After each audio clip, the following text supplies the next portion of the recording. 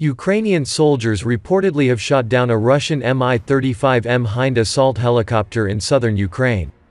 Details are still limited, but according to a local source, the helicopter was shot down in Sahi, in the southern Kherson region, Ukraine. Mi-35M are generally used for attack and military transport missions. Mi-35M is one of the modern combat helicopters in the Russian Air Force inventory. It is also operated by the armed forces of Venezuela, Brazil, Azerbaijan, Nigeria, Kazakhstan and Mali. The chin-mounted turret can be installed with the twin-barrel GSH-23V 23mm cannon with 450 to 470 rounds of ammunition. The gun can fire 3,400 to 3,600 rounds a minute. The stub wings can carry a range of weapon systems, including anti-tank missiles, rocket pods, gun pods or fuel tanks.